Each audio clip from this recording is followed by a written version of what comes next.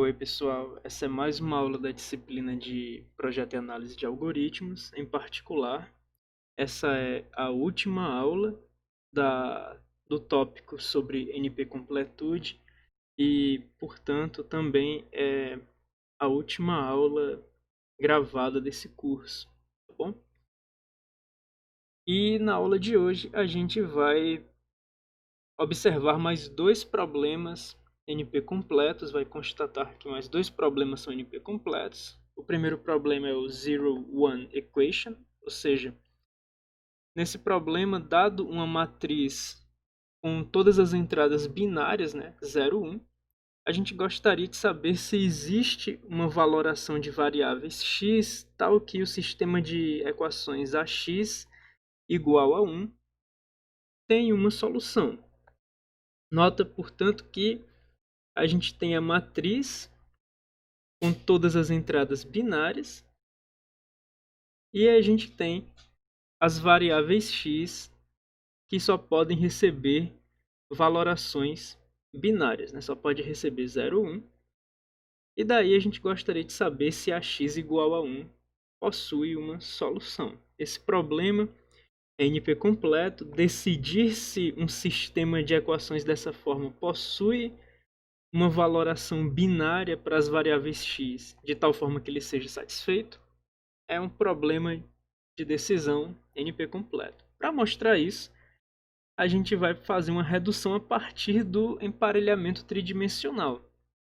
No problema de emparelhamento tridimensional, tanto é difícil a gente determinar o emparelhamento com cardinalidade máxima, a cardinalidade máxima de um emparelhamento tridimensional, como também é difícil determinar se, dada uma instância de emparelhamento tridimensional, ou seja, um conjunto de vértices e arestas com três extremidades, é difícil determinar se essa instância aceita um emparelhamento perfeito, ou, de outra forma, um emparelhamento que toque todos os vértices, certo? Um emparelhamento perfeito é um conjunto de arestas, nesse caso arestas de três extremidades, que tocam todos os vértices do grafo, tá bem?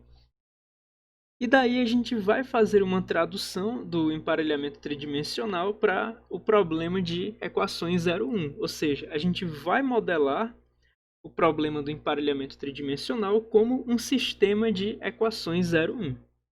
Para isso, a gente vai fazer o seguinte. As nossas variáveis, elas vão justamente estar associadas às arestas de três extremidades.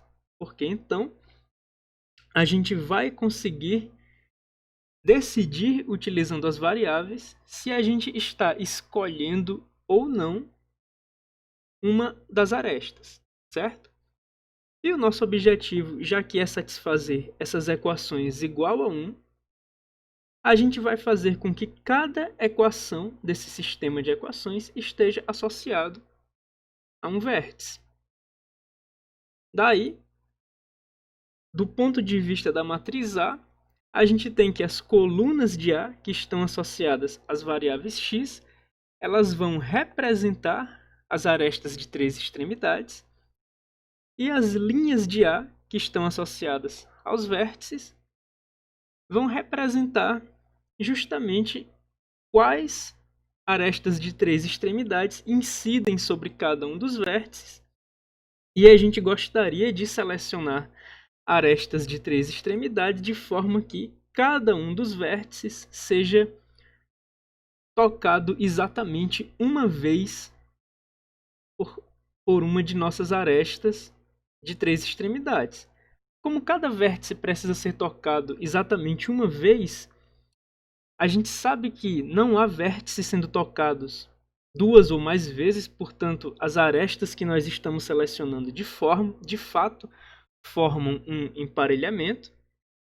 E como a gente não tem vértices que não estão sendo tocados, ou seja, igual a zero, a gente sabe que o emparelhamento selecionado é necessariamente perfeito. Daí, o problema de determinar se existe um emparelhamento tridimensional perfeito numa instância de emparelhamento tridimensional, pode ser visto como um sistema de equações 0, 1, tá bom? Então, basicamente, a gente vai ter N variáveis, uma variável para cada uma das nossas arestas, e quando a gente seleciona uma variável, na verdade, quando a gente valora uma variável com 1, isso quer dizer que a gente está selecionando a aresta correspondente para fazer parte do nosso emparelhamento. E quando a gente seleciona, e quando a gente valora a variável com 0, a gente está descartando a respectiva aresta como parte do nosso emparelhamento. Então, o que a gente faz é utilizar equações para assegurar que um certo vértice vai aparecer, vai ser tocado pelas arestas do nosso emparelhamento exatamente uma vez. Mais que uma vez não seria um emparelhamento, e menos de uma vez não seria um emparelhamento perfeito. Portanto,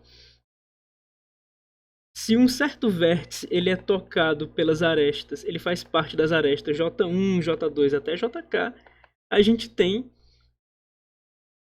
essa equação para relacionar as arestas que incidem naquele vértice com o fato de que ele precisa ser tocado exatamente uma vez.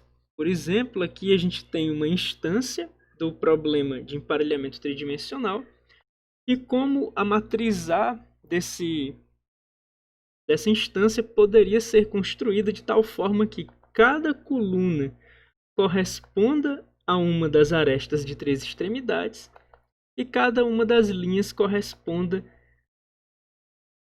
do ponto de vista dos vértices, às arestas que tocam naquele vértice. Daí a gente gostaria de criar uma valoração x de tal forma que a x seja igual a 1, tá bom?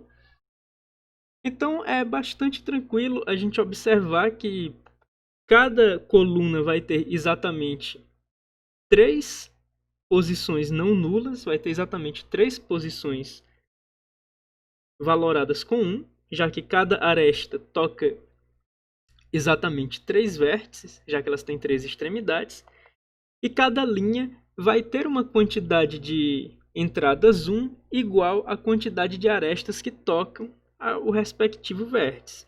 Portanto, se a gente é capaz de satisfazer a x igual a 1 para uma valoração binária x com essa matriz, então é porque essa instância de emparelhamento tridimensional aceita um emparelhamento perfeito, tá bem? Então a gente tem essa equivalência, certo? Ela não é muito difícil de argumentar. E a gente vai observar mais um tipo de redução. Dessa vez, um tipo novo de redução que não exige muita transformação.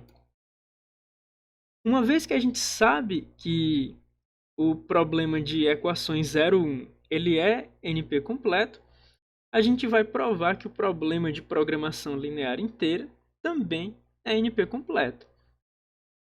O problema de programação linear inteira consiste em, dada uma matriz A com entradas inteiras e um vetor B de termos independentes também inteiro, decidir se o sistema AX menor ou igual a B possui uma solução inteira, tá bem?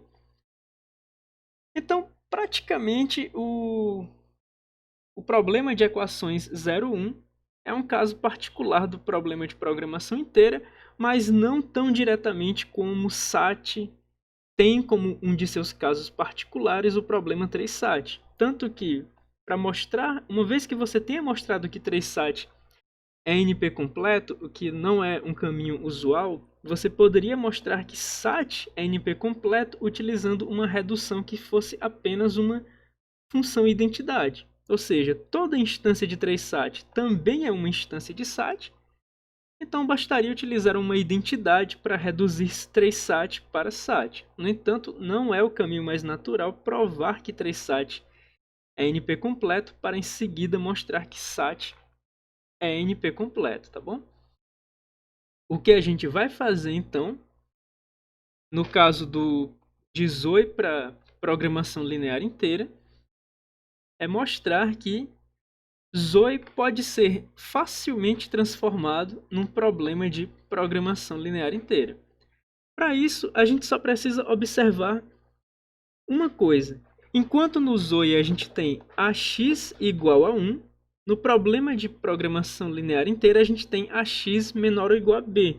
Ou seja, a gente não tem uma equação, a gente tem uma inequação. No entanto, basta que a gente faça ax igual a 1 ser representado como ax menor ou igual que 1 e ax maior ou igual que 1. E, portanto, ax maior ou igual que 1 vai poder ser representado como menos ax menor ou igual que menos 1. Tá bem?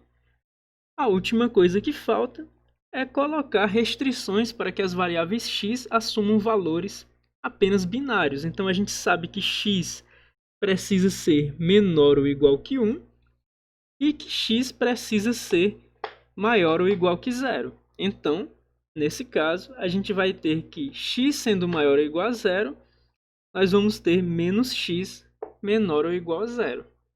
Isso é o suficiente para a gente ter a nossa redução concluída, e isso mostra que o problema de equações 0, 1 pode ser visto com pouco esforço como um caso particular do problema de programação inteira.